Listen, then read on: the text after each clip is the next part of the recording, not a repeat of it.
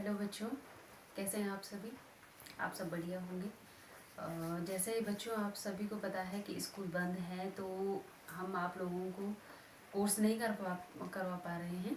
इसलिए हम जो वीडियो आपको भेजेंगे आप उनको अपने घर पर देखिए और उनसे अपने लिए नोट्स बनाए। देखो बच्चों, आपके पास 12th के सिलेबस में पहला जो अध्याय है वो है जीवों में जनन।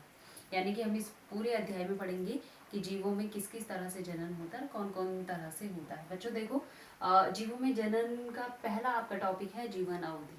तो ये जो जीवन अवधि है, सिंपल इसके नाम से पता चल रहा है कि जीव के जन्म से लेकर के और मृत्यु तक के समय को हम कहते हैं जीवन अवधि। जब जीव पैदा होता है यानी कि उसका जन्म होता है और मृत्यु के बीच में वही वृद्धि करता है, प्रजनन करता है और जीर्णावस्था को प्राप्त होता है, फिर उसकी मृत्यु हो जाती है। तो इसी बीच की एक अवस्था जो कि सजीवों का मुख्य लक्षण है, जिसे हम प्रजनन कहते हैं, और प्रजनन से ही इस पृथ्वी पर जीवों की निरंतरता बनी हुई है। ये प्रत्येक प्रजाति प्रजनन करती है और अपनी प्रजाति के गुणसूत्रों को यहाँ पर बनाए हुए रखती है, या फिर हम सिंपल भाषा में कह सकते हैं प्रत्येक जाति अपने आप को यहाँ पर बनाए रखती है, और वो रखती है जिस प्रोसेस के द्वारा उसे हम प्रजनन के अंतर्गत रखते हैं। यानी कि प्रजनन की परिभाषा है कि जब कोई जीव अपनी जैसी संतति उत्पन्न करे, जब कोई जीव अपनी जैसी संतति उत्पन्न करे उसे हम प्रजनन कहते हैं। हो सकता है कि वो जीव अकेला हो और हो सकता है कि उसमें दो जीव भाग लें। तो इस कारण से हम प्रजनन को जो है दो भागों में डिवाइड करते हैं। एक को हमने कहा अलैंगिक जनन, दूसरे को हमने कहा लैंगिक जनन। अब इस अलैंगिक जनन में हमेशा याद रखिएगा, अलैंगिक जनन का मतलब है कि यहाँ पर सिर्फ एक जीव के द्वारा ही उसकी संतति उत्पन्न होती है। यानी कि इसमें सिर्फ एक जीव ही भाग लेता है और उससे नई संतति उत्पन्न होगी, और वो हमेशा जो इसके अंदर जो विभाजन होता है उसे हम कहते हैं समसूत्री विभाजन। यहाँ पर आपको ये ध्यान देना है कि यहाँ अर्धसूत्री विभाजन नहीं होता है। गुणसूत्रों की संख्या समान रहती है, ये आकारिकीय रूप से भी समान होते हैं, इसे हम अलैंगिक जनन कहते हैं। नंबर दूसरा प्रजनन का टाइप है लैंगिक जनन। लैंगिक जनन में हमेशा जो है दो जीव भाग लेते हैं, एक नर होता है दूसरा मादा होता है, और इस लैंगिक जनन की प्रक्रिया दो जीवों से ही संपन्न होती है। और दूसरा इसका महत्वपूर्ण तथ्य है कि इसमें अर्धसूत्री विभाजन होता है। ये दोनों बहुत ही आवश्यक, और गुणसूत्रों की संख्या आधी हो जाती है क्योंकि दो जीव भाग लेते हैं, गुणसूत्रों की संख्या आधी होती है और इनमें हमेशा गुणसूत्रों की संख्या समान होती है। एक शब्द आता है अलैंगिक जनन में जिसे हम कहते हैं क्लोन। क्लोन का मीनिंग होता है कि ऐसे जीव जो आकार के रूप से भी समान हो और अनुवांशिकी रूप से भी समान हो, उन्हें हम कहते हैं क्लोन। वो अलैंगिक जनन के अंतर्गत आता है। अब हम आज अलैंगिक जनन को पढ़ेंगे थोड़ा सा। अलैंगिक जनन जो है निम्नलिखित भागों में बांटा गया है, मैंने लिखा हुआ है। पहला विभाजन, विखंडन, मुकुलन, बीजाणु निर्माण, कोनिडिया, जैम्यूल, पुनरुद्भवन, और इसी का लास्ट टाइप है कायिक प्रवर्धन। कभी कभी इस कायिक प्रवर्धन को अलग भी लिख लेते हैं, लेकिन आता अलैंगिक जनन के ही अंतर्गत है। अब इस अलैंगिक जनन में जो मैंने यहाँ पे चित्र बनाए हुए हैं हम इसी के द्वारा समझेंगे। जो विभाजन है, तो विभाजन का मतलब है कि जब कोई कोशिका जो है विभाजन कर ले और उसकी दो संततियां बन जाए। तो यहाँ पर ये अमीबा का चित्र मैंने बनाया हुआ है, आप देख रहे होंगे। पहला अमीबा है, फिर इसका केंद्रक जो है दो भागों में बंट रहा है यहाँ पर, और फिर ये जो है दो अमीबा बन जा रहे हैं। दूसरा इसी तरीके से विभाजन होता है पैरामीशियम में भी, इसी तरह से विभाजन होता है यूग्लिना में।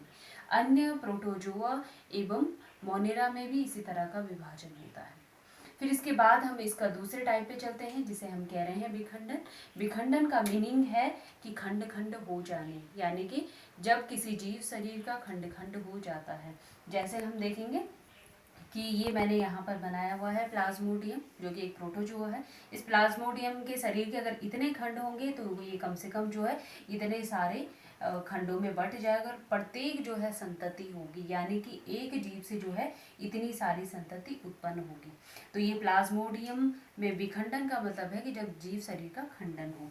ये दो तरह से हो सकता है, एक है बहुखंडन, जब बहुत सारे जीव शरीर के खंड हों तब हम इसे कहते हैं बहुखंडन, और दूसरा है यहाँ पर द्विखंडन। द्विखंडन का मतलब है कि जब किसी प्लाज्मोडियम शरीर के सिर्फ 2 खंड हों उसे हम कहते हैं द्विखंडन। इसी तरीके से ये विखंडन वाली प्रोसेस विभाजन के अंतर्गत जो मैंने लिखा हुआ अमीबा में भी हो सकती है, यानी कि उसके शरीर के अनेक खंड भी हो सकते हैं और द्विखंडन भी हो सकता है। फिर इसके बाद हम चलते हैं मुकुलन पे। ये ईस्ट कवक है। ये ईस्ट कवक में आप देख रहे होंगे कि इसके शरीर पर एक छोटी सी कलिका निकलती है जिसको हम बड या कलिका कहते हैं। ये बाद में जो है दोबारा से अलग हो जाती है इसके शरीर से, और ये दोनों जो हैं स्वतंत्र रूप से जीवित होते हैं, यानी कि स्वतंत्र रूप से अपने जीवन का यापन करते हैं। ये कलिका अलग हो जाती है तो ये एक संतति ईस्ट हो गया और ये पहले से पैतृक ईस्ट हो गया। तो ये यहाँ पर इसमें विभाजन हुआ है, यानी कि ये भी एक अलैंगिक जनन का टाइप है। फिर इसके बाद आता है बीजाणु निर्माण। आप देख रहे होंगे मैंने यहाँ पे बीजाणु बनाए हुए हैं, कुछ कवक में इस तरह से होता है।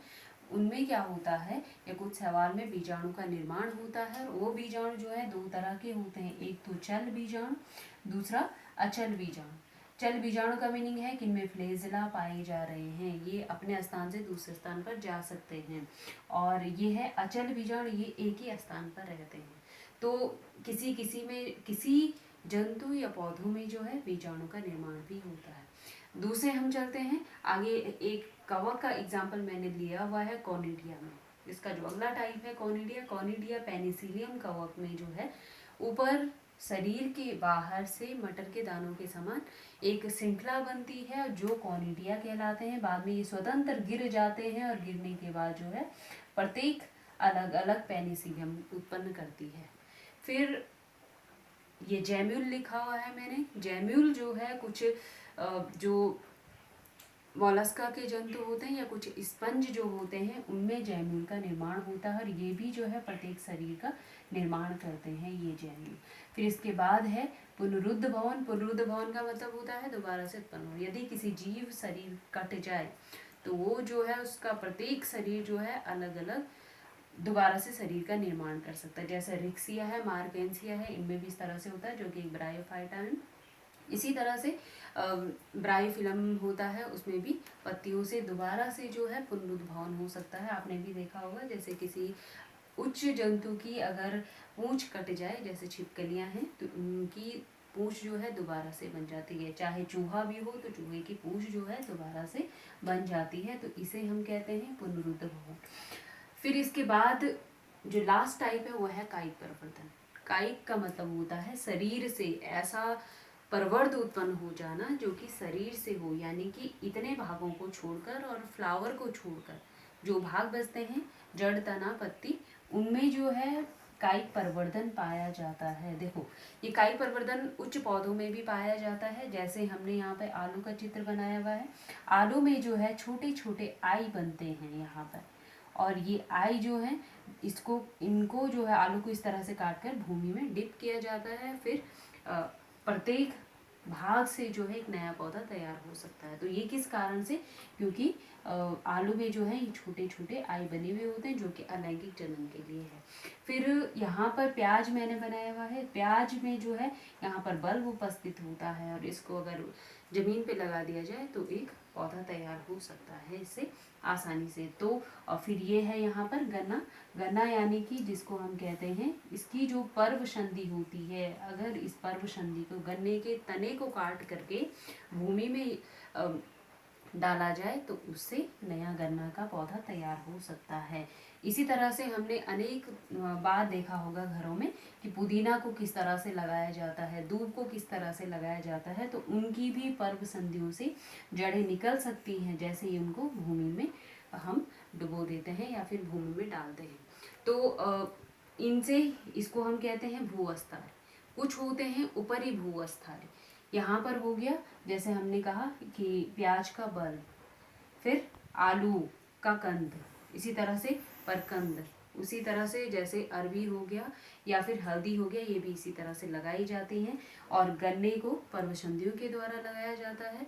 एक एग्जाम्पल और आता है इसमें, ब्रायोफिलम की पत्तियों से जो है छोटी छोटी कलिका निकलती है, उनको भी जब वो भूमि पर गिर जाती है तो नया ब्रायोफिलम का पौधा तैयार हो जाता है। यहाँ पर मैं आपको ये बता रही हूँ कि इनमें से जो इनकी जीवन अवधि होती है। जैसे अमीबा हो गया, ईस्ट हो गया, या फिर प्लाज्मोडियम हो गया, यूग्लिना हो गया, हाइड्रा हो गया, इनका जीवन जो है हम इनको अमर कह सकते हैं, क्योंकि ये अपने जीवन को पूर्ण रूप से खत्म नहीं करते हैं, बल्कि अपने ही शरीर से जो है दो संततियां या फिर बहु संततियों को पैदा करते हैं और अपने प्लाज्मा को इसी तरह से बांटते रहते हैं, और सभी जो है इनका प्लाज्मा हमेशा जीवित रहता है। तो इन जो ये प्रोटोजोआ है या फिर हाइड्रा है, इनको अमरत्व की श्रेणी में रखा जाता है। बाकी इसके अलावा जो उच्च वर्ग के जंतु होते हैं या उच्च वर्ग के पादप होते हैं, इनकी जीवन अवधि बिल्कुल नियत होती है। जैसे कि मनुष्य की जीवन अवधि 100 वर्ष हम कह सकते हैं, या फिर कुत्ते की जीवन अवधि हम 12 वर्ष ले सकते हैं। तितली की सिर्फ जो है 1-2 हफ्ते हो सकती है, या फिर इसी तरह से जैसे कछुआ हो गया, तो कछुए की जीवन अवधि जंतुओं में सर्वाधिक होती है, जिसको हम 150 वर्ष हम एवरेज मान सकते हैं। और अगर पौधों में देखा जाए तो पौधों में बनियन ट्री की यानी कि बरगद पेड़ की जो है सर्वाधिक जीवन अवधि होती है, जो हम 200 वर्ष या 250 वर्ष मानते हैं। तो ये जीवन अवधि में मनुष्य जनन करता है अपने जीवों की निरंतरता को बनाए रखने के लिए। आज का टॉपिक समाप्त। धन्यवाद।